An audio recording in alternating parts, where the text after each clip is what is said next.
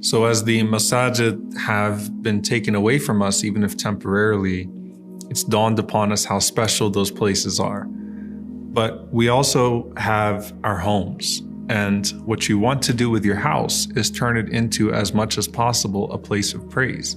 The Prophet ﷺ, he said, don't turn your homes into graveyards. So always leave some share of your salah, some share of your prayers for the house, even if you pray the congregational prayers in the masjid, so that your homes can also be places of barakah, places of blessing, places of prayer.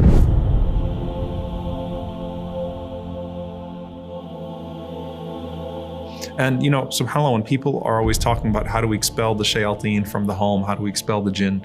And the reality is that you invite the malaika into your home with the recitation of the Quran and with the presence of prayer and remembrance. And those things naturally would expel the opposite of them, which are the shayateen, which are the devils. And so you want to have a strong share of your prayer for the home, and you want your home to basically be like a masjid in the sense that it's a home of praise, a home where Allah subhanahu wa ta'ala is worshipped frequently. And you want to have an allocation of that. Now, one of the things that's very powerful when you're thinking about the malaika, when you're thinking about the angels, is when you pray at home, you're not alone. Okay, so even if you're not surrounded by rows of people, you're certainly not alone. And Sa'id al-Musayyib radiallahu ta'ala anhu, he narrates that no one goes into prayer even if they're on waterless, desolate land, ardi falah, which we'll talk about.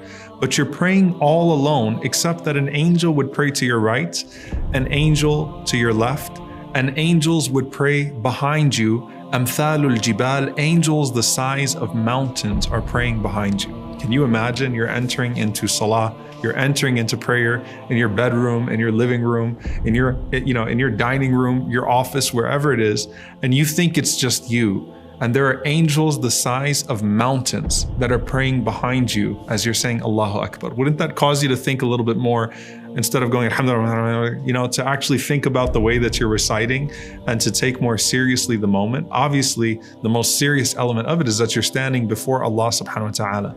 But as you're standing before Allah, you have these angels the size of mountains that are praying behind you. And there is something special to praying alone and what that denotes in terms of ikhlas, in terms of sincerity. And so you find these two hadith, one of them from Abu Sa'id al-Khudri radiallahu anhu, that the Prophet ﷺ said that the prayer in congregation, the prayer in jama'ah, is like 25 times the individual prayer. And then the Prophet ﷺ said, and salat that is in falah, in the middle of nowhere, okay, which is the best way I think you can translate falah, in the middle of nowhere, is like the prayer of 50 times the reward. Okay, so it's like twice the reward of the jama'ah.